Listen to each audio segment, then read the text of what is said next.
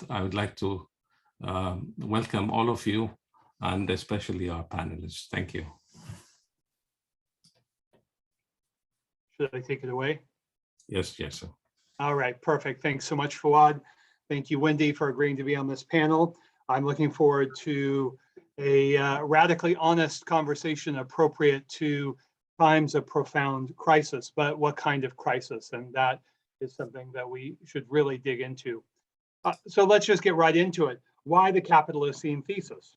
Well, because without a method to investigate and interpret the origins of planetary crisis and its developmental patterns over the longue durée, mainstream environmentalism will continue to be a politics of failure embedded in a de facto support for American imperialism, as it has been from the first Earth Day 52 years ago. People forget this, but a week later, President Nixon orders South Vietnamese and American forces into Laos and Cambodia, setting off a firestorm of unrest in the United States.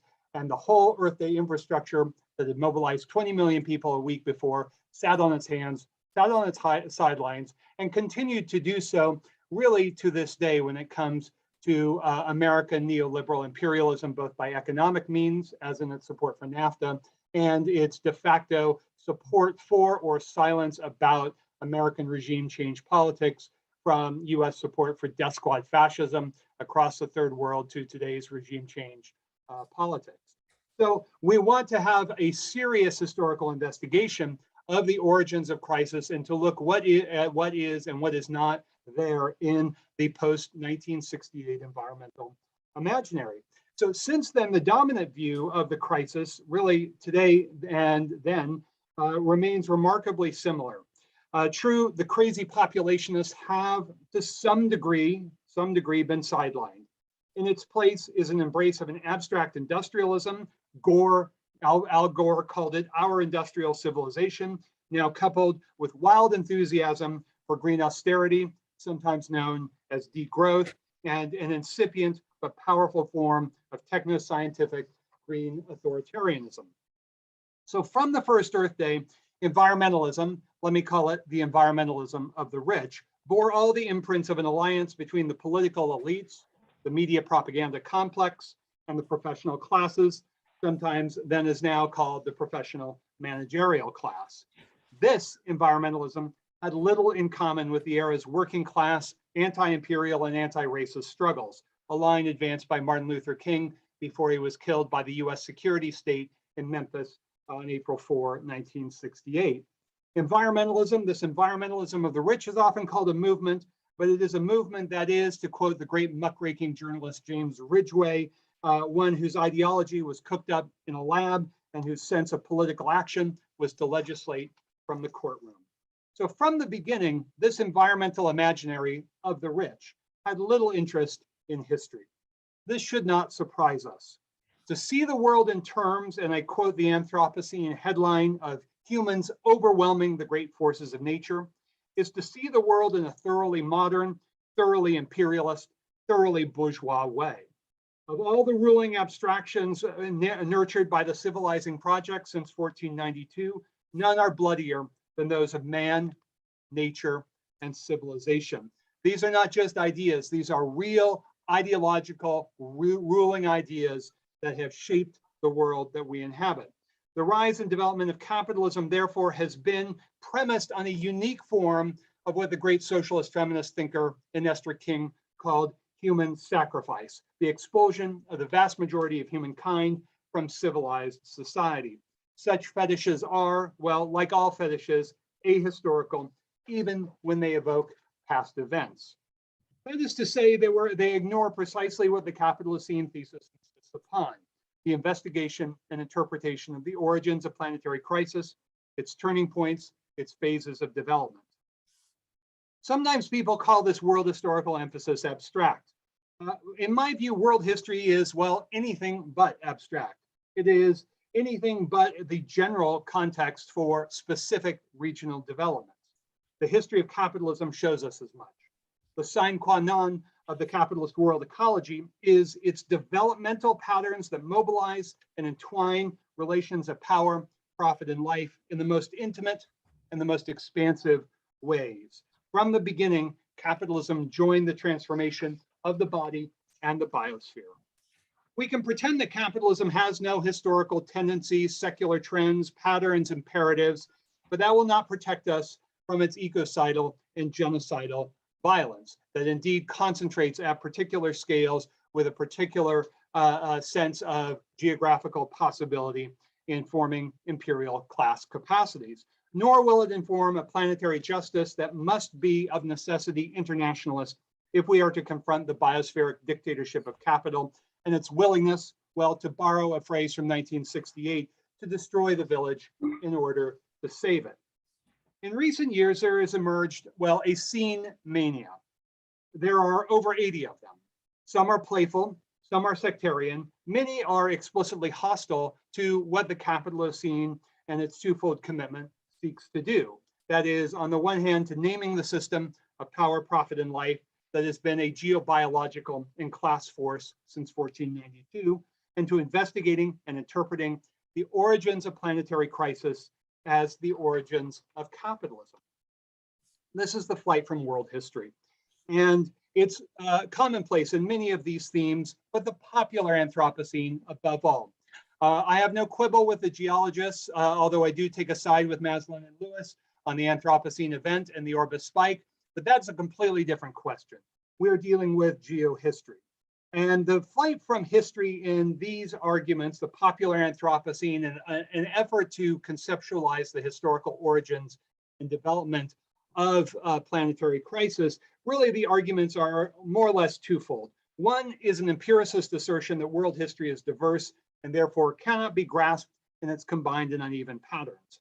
The second is an ideological claim that any attempt to narrate capitalism's differentiated unity is irremediably Eurocentric. And this turns on an unfortunate and I think politically disabling conflation of a reified Europe with historical capitalism.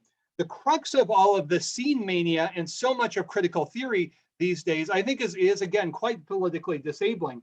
That what we see is a tendency to redefine the interpretive debate. And this is on every critique of the Capitalocene thesis that I've really looked at, away from the real ground of world historical turning points, which of course is what it's all about, and towards philosophical and conceptual propositions removed from these turning points and patterns. So dropped from the frame is really a debate over when do we see the rise of capitalism, when do we see the origins of planetary crisis, and what are its class and imperial and ideological dynamics.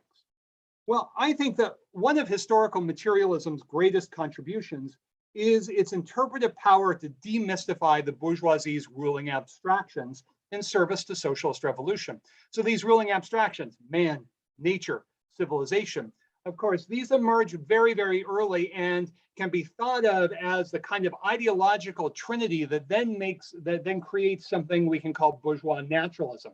That naturalism is then taken up into the ideological and class churn of the racial and gendered constructions of the post-1570 era, the drawing of the world color line, the drawing of what I will call climate patriarchy after 1550.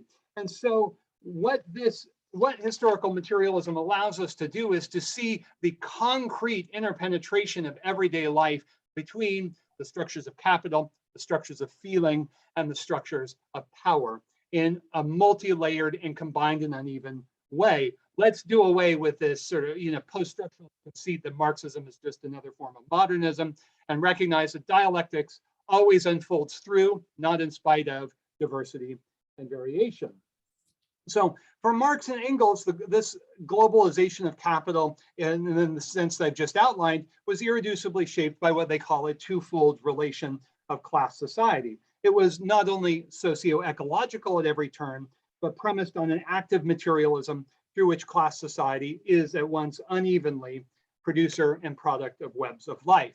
That insight is at the core of the world ecology conversation. My argument on that point has been straightforward. Identifying, interpreting, and reconstructing the origins and development of planetary crisis is among the world left's most fundamental political tasks. Virtually everything about climate justice politics today turns on one's conception of world history, whether it's explicit or not.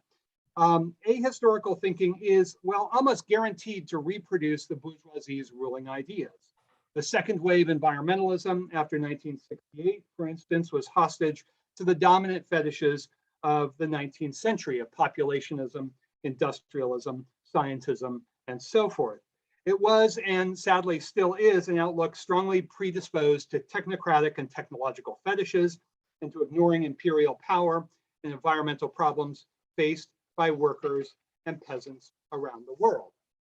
The Capitalocene alternative, of course, foregrounds the Plantation Revolution, something that has somehow gotten lost in the mix of these discussions, and emphasizing the Plantation Revolution, its commodity frontiers, its civilizing project, especially racialization on both sides of the Atlantic, and its environment-making revolution in the context of modern imperialism. It has done so from the beginning and with increasing force since 2015. Those who are interested, for instance, can look at my 2018 essay on slave ship Earth. In contrast to the current fashion of rereading colonialism, the Capitalocene thesis insists, incidentally, may I add, with the strange bedfellows of people like C.L.R. James, Cedric Robinson, and W.E.B. Du Bois, that imperialism and the plantation revolutions were engines of class formation, of proletarianization and bourgeoisification. From these dynamics emerged successive racial formations on a world scale after 1570. That's no footnote to the climate crisis today, which is the result, not the consequence, of which is the result rather of the capitalogenic trinity forged between 1550 and 1700, that of the climate class divide, climate apartheid, and climate patriarchy. A fateful collision, we are told, shapes modern world history from the standpoint of the popular Anthropocene. This is humans overwhelming the great forces of nature. There's no stronger statement of whitewashing capital's responsibility for a capitalogenic crisis. The popular Anthropocene, along with many critical theories and their scenes, find common ground in this philosophy of external relations. You have a collision of man and nature. This is deeply disabling to understanding the actual contours of the climate crisis, and it leads to unfortunate statements like human-made climate change is the driver of X, Y, or Z. No, first of all, it's not human-made, it's capital-made. It's not anthropogenic, it's capitalogenic. And that kind of specificity is absolutely crucial. We can only do that by piercing the veil of these ruling abstractions of man, nature, development, civilization, et cetera, from the very beginning. So let's state the obvious, that the relations between the origins of a world historical problem, its historical development, and its recent configurations of power, profit, and life are very intimate. One's assessment of those relations feeds more or less directly into one's assessment of the politics necessary to address the climate crisis. So let me begin with a thumbnail hypothesis and elaborate that with the time that I have left. The origins of a new pattern of environment making began in the Atlantic world during the long 16th century. Why is this not merely a historical problem, but also a political one? Well, to locate the origins of the modern world with the steam engine and the coal pit is to prioritize shutting down the steam engines and the coal pits and their 21st century incarnations. To locate the origins of the modern world with the rise of capitalist civilization after 1450, with its audacious strategies of global conquest, endless commodification, relentless rationalization, and its binarized ideological constructs of man, nature, man, woman, white and not white, is to prioritize the relations of power, profit, and life that rendered fossil capitalism so deadly in the first place. Shut down a coal plant and you can slow global warming for a day. Shut down the relations that made the coal plant, you can stop it for good. And that indeed has to be our priority in the present moment. And instead, today's academic vogue is to join two, I think, largely incompatible theses, one about settler colonialism, the other about fossil capital. And neither of them seem to have a lot of concern for the history of what's called the Industrial Revolution, which really should just be called the era of cotton mechanization. And if we want to look at the true Industrial Revolution, we would look either earlier or later or both. In any event, as many of you know, my position for the past 25 years or so has been that early 19th century industrialization is just one of many industrializations, that it was specifically the outcome of class, industrial, imperial, and environment-making dynamics related strongly to the early modern plantation revolution. Nevertheless, still to this day, to make this argument is to swim against the current, even of radical and critical thought. Virtually all environmental thinking and social theory says that all the trouble started in England with the advent of coal and steam. Such periodization matters terrifically to our politics today. For one, this narrative, a very old narrative, reveals a long-held love affair with big machines. The old Anglo-centric reading of capitalism has the disabling effect of rendering slavery, racism, colonialism, sexism all secondary. We are back to the old forces of production argument. This is the fossil capital thesis, by the way, which I think could be retooled in some interesting ways. And it is also the history of the influence of man, nature, civilization, society as real abstractions, limiting the radical thinking and radical critique of bourgeois ideology. Let me say, it's not even clear that the steam engine was the key machine of the industrialization of the early 19th century. Was not the cotton gin arguably more pivotal? Marx thought so. He observed that it was only the enormous fall in the price of cotton that made large-scale industry possible. This is no mere historical quibble, for the productivist strategy and the civilizing project of society and nature lends itself quite readily to the view of race and gender as dependent variables, forgetting, as Silvia Federici reminds us, that the violent binaries of race and gender were themselves strategic levers of the production of surplus value. That is, bringing in, as I've argued, as Federici has argued to great effect, the centrality of unpaid work of humans and the rest of nature, of what I would call the femitariat and biotariat as mutually constituting and shifting and overlapping, interpenetrating moments of the planetary proletariat. But of course, none of these binaries of man, nature, civilization, race, gender were invented in the Industrial Revolution. The Industrial Revolution, if we keep the term, depended on those. So I've written with Raj Patel a book that stresses the significance of the era of 1492. But really, if we want to understand the origins of this capitalogenic trinity of the climate class divide, climate patriarchy, and climate apartheid, we need to go to what Ladouret and Doe call the long, cold 17th century. And this sets in, as you can, in the 1550s and 1560s. It was really a perfect storm because changes in the North Atlantic Oscillation from positive to negative were later reinforced by the Orbis spike, a cheap labor slaving-induced genocide, and then, of course, volcanic activity right around 1600. But this was also the era in which Charles V's effort to transform capitalism into a world empire had thoroughly exhausted itself. The Portuguese were exhausted fiscally. The Spanish were too. And what did they do after 1549? Between 1549 and, well, the next decade, when the great bankruptcies and financial crises hit, both empires begin to assume a more intense imperial control in order directly to nurture, encourage, and enable vast commodity producing revolutions. In the case of northeastern Brazil, sugar; in the case of colonial Peru, silver. Oh, by the way, those were the two hotspots or flashpoints of the New World genocides, as well as Alexander Koch and Maslin and Lewis and others have recently demonstrated. So it was at this time in the middle of the 16th century that signs of a climate downturn first became evident.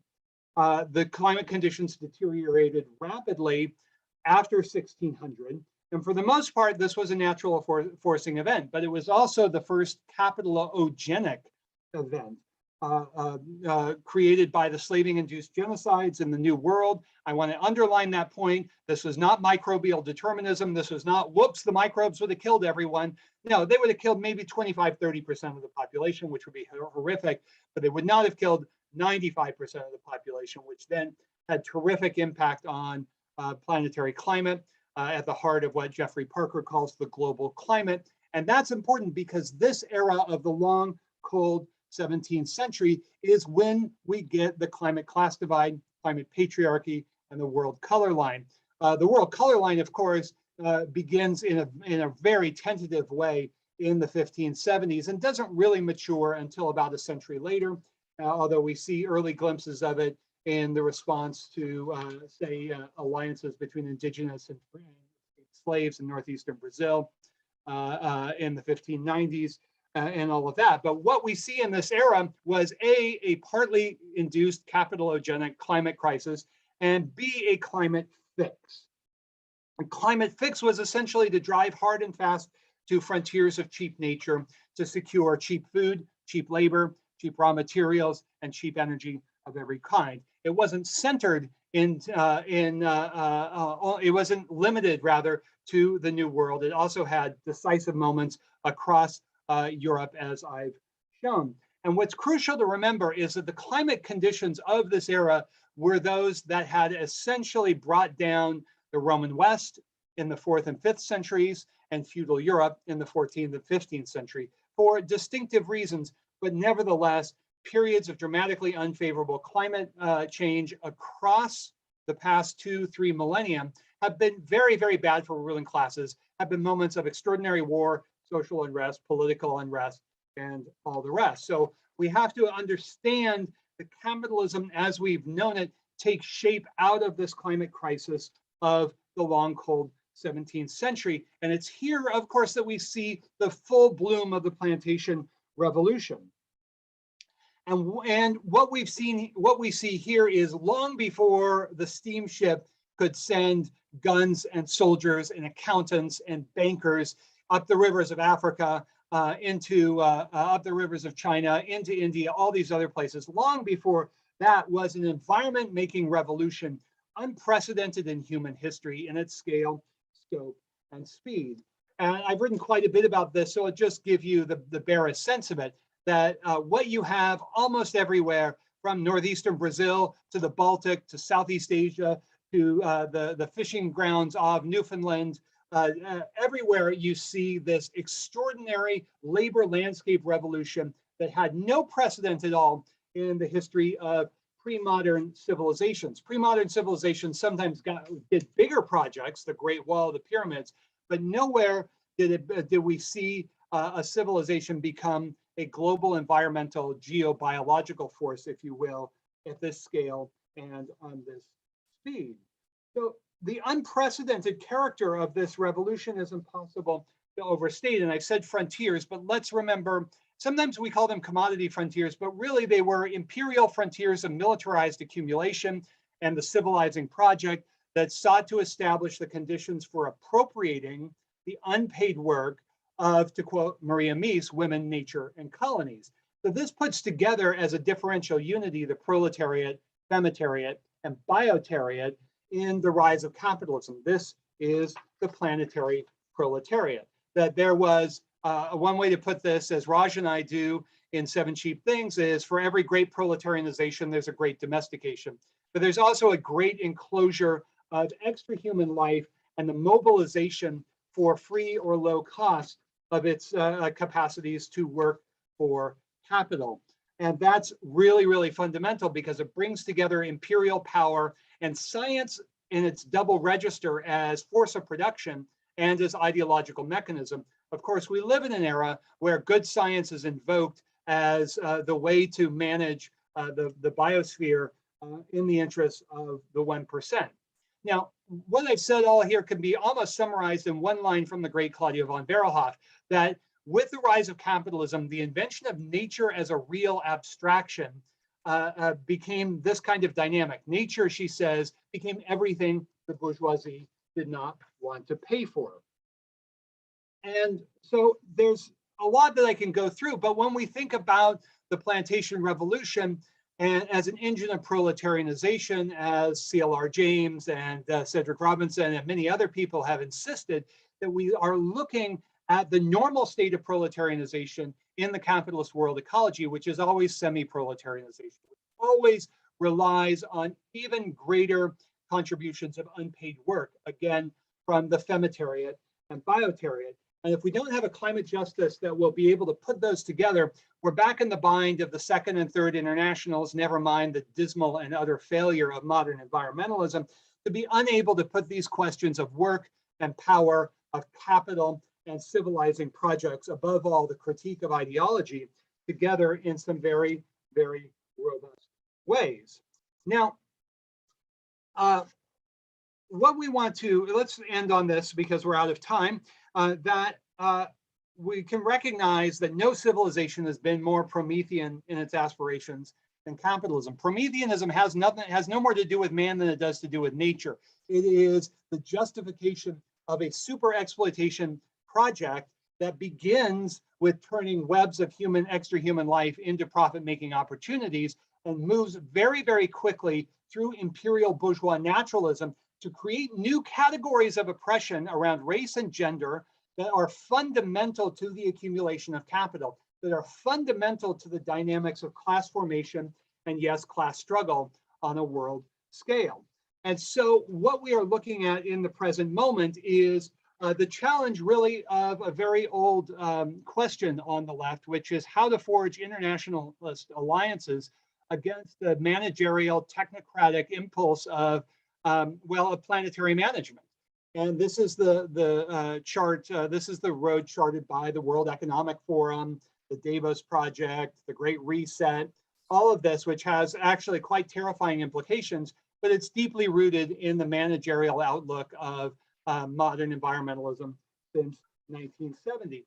So what is the challenge today? The challenge is to go back and to understand this capitalogenic trinity and as the combined and uneven unity of the planetary proletariat, of capital, of the climate class divide, climate patriarchy, and climate apartheid, and to look at that seriously so that we understand with Martin Luther King that an injury to one is an injury to all, and that these triple evils of militarism and imperialism, racism, and class exploitation are always within webs of life.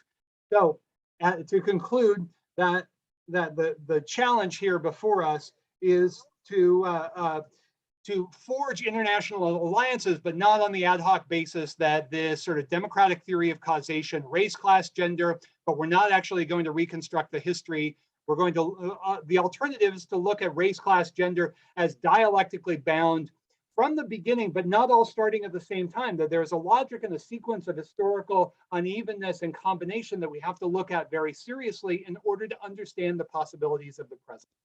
Thank you very much.